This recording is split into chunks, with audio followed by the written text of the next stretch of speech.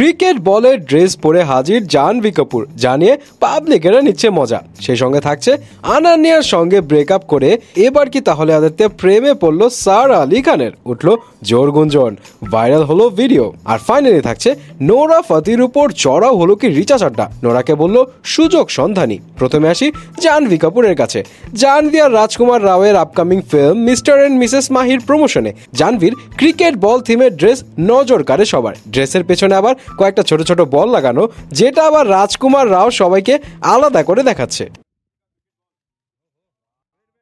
পাবলিকরা এখন এটা নিয়ে মজা নিচ্ছে। কেউ বলছে যে ভাই উর্ফি থেকে ইন্সপায়ার্ড, কেউ আবার বলছে বাহ এখন আর টেস্ট ক্রিকেটের জন্য কোনো বলই লাগবে না, জাহ্নবীর বল দিয়ে ছক্কা মারবে। যাই হোক, এখন আর কি করার, আরো কত কত যে থিম আসবে কে জানে। এদিকে বলিউডের বাতাসে এখন ভাসছে নতুন প্রেমের গুঞ্জন। এই তো অল্প কিছুদিন ধরেই বিভিন্ন মিডিয়া রিপোর্টস এর হেডলাইন হচ্ছিল আদিত্য রয় কাপুর আর অনন্যা পান্ডের ব্রেকআপের গরম গরম সব গুঞ্জন। তবে এবার আদিত্যর নতুন প্রেম নিয়ে উঠেছে আরো একটা জোর গুঞ্জন। আর প্রেম করছে যার সাথে, তার নাম শুনলে তো পুরাই শকড হয়ে যাবেন।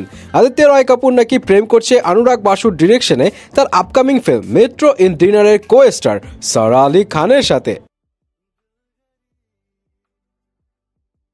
রিসেন্টলি অনুরাগ বাসুর জন্মদিনের পার্টিতে দুজন একসাথে পাশাপাশি দাঁড়িয়েছিলেন, এমন একটা ভিডিও ভাইরাল হয়। আর এরপরে উঠেছে প্রেমের গুঞ্জন।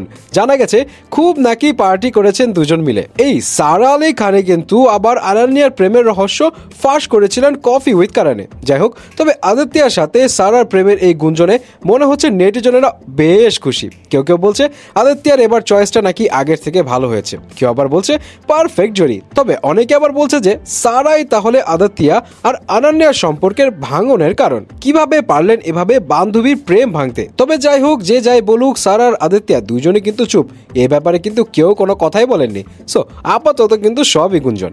ফাইনালে আসি রিচা চাড্ডার কাছে।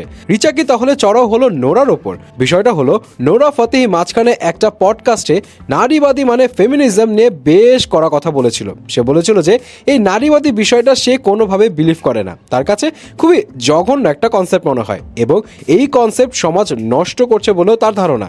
নোরা ক্লিয়ারলি বলে যে হ্যাঁ, মেয়েদের বাইরে কাজ করা উচিত, তবে ছেলেরা মেয়েদের ভরণ পোষণ করবে, মেয়েরা সংসার করবে, এই বিষয়টা যদি ন্যাচারালি কারো ভেতর থেকে আসে তবে সেটাতে কোনো অন্যায়ের কিছু নেই, সেটাই করা উচিত। বাট রিচা চাড্ডা আবার নোরার এই স্টেটমেন্ট নিয়ে প্রশ্ন তোলে। সে আকার ইঙ্গিতে বোঝানোর চেষ্টা করে নোরা হলো সুযোগ সন্ধানী। সে বলে যে একটা বিষয় হচ্ছে যে অনেক নারীরা এই নারীবাদীদের বেনিফিট নেয় ঠিকই, কিন্তু আবার নারীবাদে বিশ্বাস করে না, উল্টো এই বিষয়ে মানুষকে মিসগাইড করে। এরা হলো সুযোগ সন্ধানী। এবং তিনি আরো বলেন যে তিনি নোরার সাথে কোনোভাবে একমত না, কারণ নিজের ইচ্ছা মতো পোশাক পরা, নিজের ইচ্ছা মতো ক্যারিয়ার চুজ করা, এসবই কিন্তু ফেমিনিজম বা নারীবাদের কারণেই সম্ভব। তো যাই হোক, আপনাদের এই বিষয় নিয়ে কি মতামত জানাতে ভুলবেন না কিন্তু।